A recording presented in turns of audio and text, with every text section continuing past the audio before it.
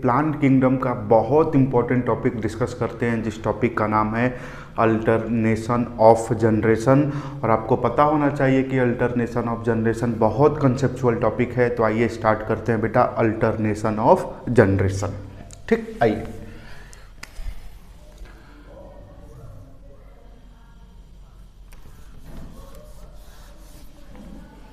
जो, थोड़ा ध्यान से सुनना, जो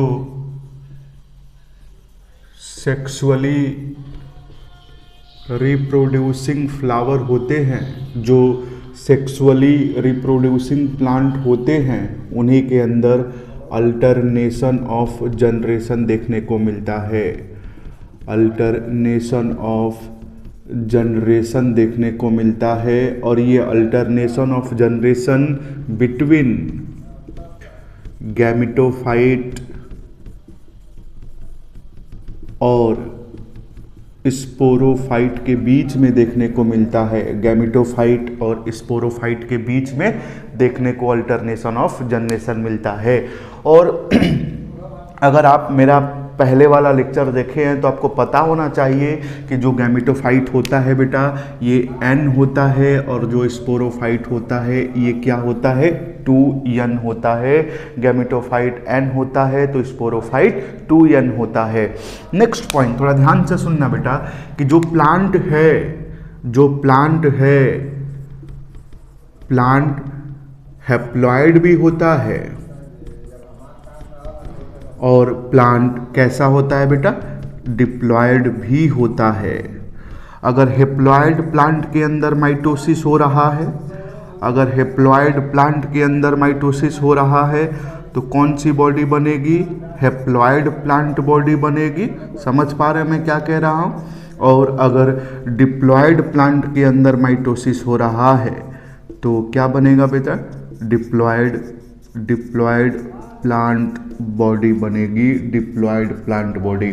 चलिए, मेरा आपसे एक क्वेश्चन है और सोच समझ के बेटा आंसर करिएगा कि कौन सी ऐसी प्लांट है हैप्लॉयड प्लांट और डिप्लॉयड प्लांट में जिसमें केवल माइटोसिस होता है। तो आंसर आपका क्या होना चाहिए, कमेंट बॉक्स में कमेंट जरूर करिएगा। जो केवल और केवल जिसमें हैप्लॉयड, मतलब कि जो केवल और केवल जिसमें माइटोसिस होता है वो हैप्लॉयड प्लांट बॉडी है, उसमें मियोसिस देखने को नहीं मिलता। लेकिन जो डिप्लॉयड प्लांट बॉडी होती है बेटा, इसके अंदर मियोसिस भी देखने को मिलता है और माइटोसिस भी देखने को मिलता है। तो मैं यहीं पे लिख देता हूँ कि ओनली माइटोसिस देखने को मिलेगा, लेकिन जो डिप्लॉयड है इसके अंदर माइटोसिस भी देखने को मिलेगा। तो क्या देखने को मिलता है बेटा, मियोसिस भी देखने को मिलेगा, मियोसिस भी देखने को मिलेगा। क्लियर है। नेक्स्ट पॉइंट थोड़ा ध्यान से और सुनिएगा कि जो प्लांट होते हैं, प्लांट के अंदर लाइफ साइकिल 3 ही तरीके की होती है। जनरली लाइफ साइकिल तीन टाइप की होती है। मैंने कहा है जनरली 3 टाइप की होती है। और इस तीनों का नाम है बेटा, एक को अपन किस नाम से पुकारते हैं, हैप्लॉन्टिक, और दूसरे को अपन किस नाम से पुकारते हैं बेटा, डिप्लॉन्टिक, और तीसरे को अपन किस नाम से पुकारते हैं, haplodiplontic life cycle. Haplodiplontic life cycle बेटा। तो इतनी बात एनसीईआरटी बुक अभी आपसे कुछ कह रही है, और जो बात एनसीईआरटी बुक आपसे कह रही है वो बोर्ड के सामने है, नोट करिए, क्योंकि थोड़ा बोर्ड ज़्यादा चाहिए, स्पेस ज़्यादा चाहिए। तो थोड़ी देर बाद बताते हैं, नोट करिए इसे।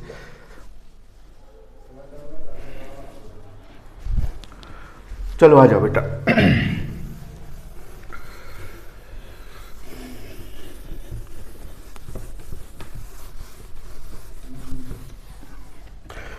चलिए देखिए, जो हैप्लॉन्टिक है वो N है, जो डिप्लॉन्टिक है वो 2N है, और हैप्लोडिप्लॉन्टिक फिर पढ़िए, हैप्लोडिप्लॉन्टिक, अरे 50% N तो 50% 2N होगा।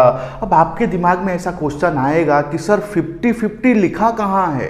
अरे टीचर के समझाने का तरीका है, टीचर के समझाने का तरीका है कि जैसे टीचर आपको समझा सके, जितने सिंपल वे में समझा सके। तो एक पॉइंट सुनिएगा थोड़ा ध्यान से, हेप्लॉन्टिक लाइफ साइकिल का डोमिनेंट स्टेज कौन होगा? डोमिनेंट स्टेज कौन होगा? डोमिनेंट स्टेज तो गैमेटोफाइट। समझ पा रहे हैं मैंने गैमेटोफाइट क्यों लिखा है? क्योंकि गैमेटोफाइट एन होता है। डिप्लॉन्टिक लाइफ साइकिल में डोमिनेंट स्टेज कौन होगा? डोमिनेंट स्टेज बेटा कौन होगा? तो डोमिनेंट स्टेज स्पोरोफाइट होगा। क्यों होगा? क्योंकि मैंने 2n लिखा है और हेप्लॉन्टिक डिप्लॉन्टिक लाइफ साइकिल में 50% और 50% का रेशियो जाएगा। 50-50 कहने का मतलब ये है कि कभी डोमिनेंट स्टेज गैमेटोफाइट होगा तो कभी कौन हो सकता है? स्पोरोफाइट हो सकता है। थोड़ा ध्यान से सुनना, कभी गैमेटोफाइट हो सकता है तो कभी कौन सा फाइट हो सकता है बेटा? स्पोरोफाइट हो सकता है। थोड़ा ध्यान से सुनना, कभी गैमेटोफाइट कभी स्पोरोफाइट। क्या ऐसा कहा जा सकता है? हेप्लोडिप्लॉन्टिक लाइफ साइकिल इंटरमीडिएट है दोनों का। दोनों का क्या है बेटा? इंटरमीडिएट है, इंटरमीडिएट। तो ये कुछ बात एनसीईआरटी बुक आपसे मेंशन कर रही है और जो मेंशन कर रही थी वो मैंने अभी आपको यहाँ पे बताया है। सबसे पहले अपन समझते हैं हेप्लॉन्टिक लाइफ साइकिल क्या होता है। चलिए एक पॉइंट थोड़ा ध्यान से सुनना, मैंने यहाँ पे लिखा है बेटा हेप्लॉन्टिक लाइफ साइकिल में डोमिनेंट स्टेज गैमेटोफाइट है। तो क्या हेप्लॉन्टिक लाइफ साइकिल के अंदर 2n स्टेज नहीं देखने को मिलेगा? मिलेगा, कम टाइम के लिए मिलेगा। डिप्लॉन्टिक लाइफ साइकिल में डोमिनेंट स्टेज स्पोरोफाइट है, 2n है, तो क्या इसके अंदर n स्टेज देखने को नहीं मिलेगा? मिलेगा, लेकिन कम टाइम के लिए मिलेगा।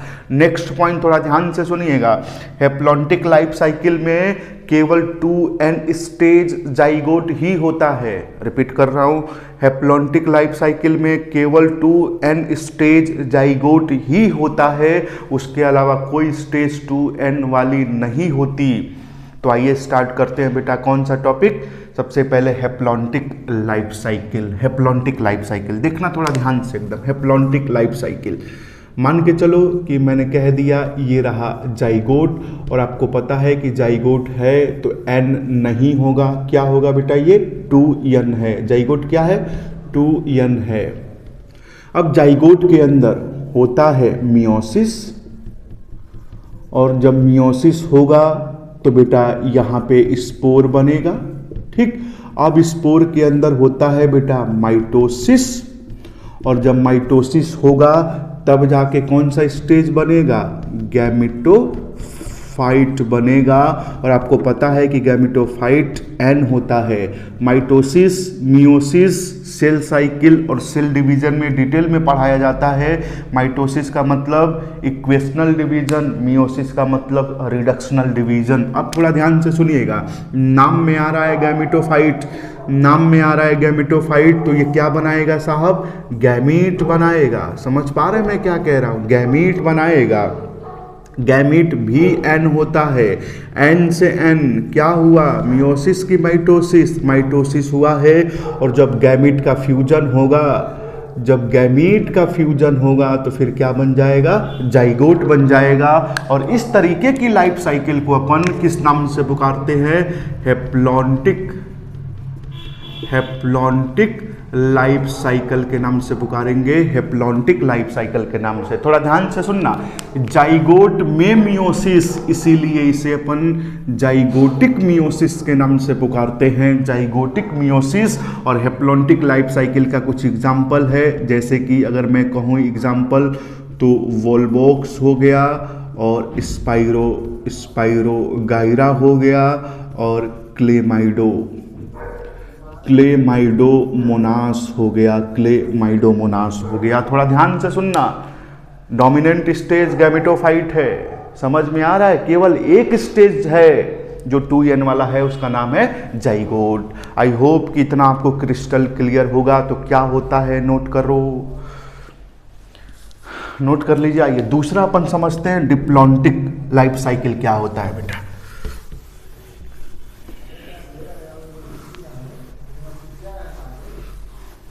डिप्लॉन्टिक लाइफ साइकिल क्या होता है बेटा, आइए उसे समझते हैं।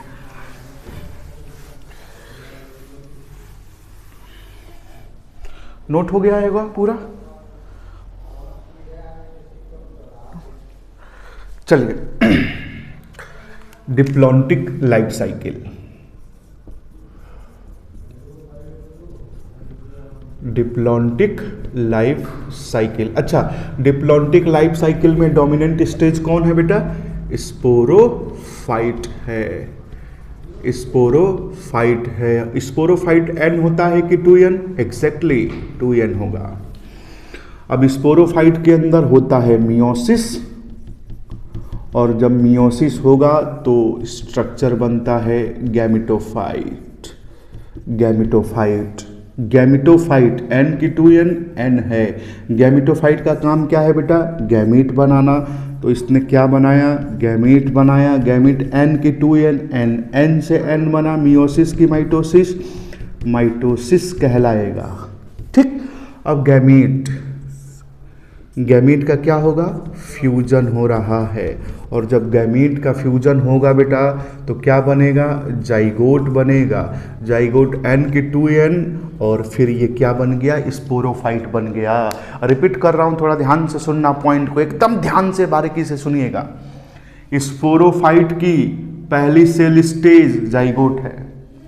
स्पोरोफाइट की पहली सेल स्टेज कौन है बेटा? जाइगोट है। समझ पा रहे हैं मैंने क्यों कहा? स्पोरोफाइट की पहली सेल स्टेज जाइगोट है। जाइगोट के अंदर माइटोसिस हुआ है। जाइगोट के अंदर माइटोसिस हुआ है, तब जाके स्पोरोफाइट बना है। ठीक। और इस तरीके की लाइफ साइकिल को अपन डिप्लॉन्टिक लाइफ साइकिल के नाम से पुकारते हैं। Diplontic life cycle. और इसका बेटा एग्जाम्पल है, एग्जाम्पल आप लिख लीजिए। एग्जाम्पल अगर मैं आपसे कहूं तो इसका एग्जाम्पल होगा फ्यूकस और जिम्नोस्पर्म और एंजियोस्पर्म। ठीक। एक पॉइंट और थोड़ा ध्यान से सुनना। डिप्लॉन्टिक लाइफ साइकिल में डोमिनेंट स्टेज कौन है? स्पोरोफाइट है। तो यही फ्री लिविंग होगा। फ्री लिविंग का मतलब कि यही फोटोसिंथेसिस करेगा। समझ पा रहे हैं? तो डिप्लॉन्टिक लाइफ साइकिल के अंदर गैमेटोफाइट फ्री लिविंग नहीं है, गैमेटोफाइट डोमिनेंट फेज नहीं है। गैमेटोफाइट कुछ सेल का बना होता है। और हमारी एनसीईआरटी बुक की एक लाइन है, थोड़ा ध्यान से समझना, कि जिम्नोस्पर्म और एंजियोस्पर्म के अंदर वेरिएशन देखने को मिलता है। कौन सी साइकिल में? डिप्लॉन्टिक साइकिल में। डिप्लॉन्टिक लाइफ साइकिल में जिम्नोस्पर्म और एंजियोस्पर्म के अंदर वेरिएशन देखने को मिलता है। और ये वेरिएशन कहाँ पे देखने को मिलता है? गैमेटोफाइट में देखने को मिलता है। और गैमेटोफाइट में किस तरीके का वेरिएशन? अरे ये few cell to many cell से भी नहीं होते हैं, कई और ज़्यादा सेल से मिलके बने होते हैं। Few cell to many cell से मिलके बने होते हैं। तो इतनी बात आपकी एनसीईआरटी बुक कह रही थी। तो इसमें डोमिनेंट फेज है स्पोरोफाइट, और डोमिनेंट फेज कौन नहीं है? गैमेटोफाइट नहीं है। फ्री लिविंग ये नहीं होगा। फ्री लिविंग ये है, खाना ये बनाएगा। ठीक। तो ये पॉइंट नोट करिए, फिर अपन हेप्लो डिप्लॉन्टिक लाइफ साइकिल समझते हैं।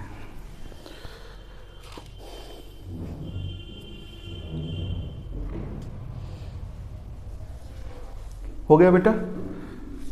हाँ, हेप्लो डिप्लॉन्टिक लाइफ साइकिल।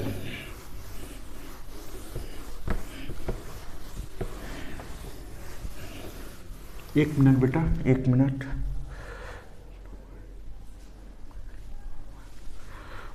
चलो, हेप्लो डिप्लॉन्टिक लाइफ साइकिल।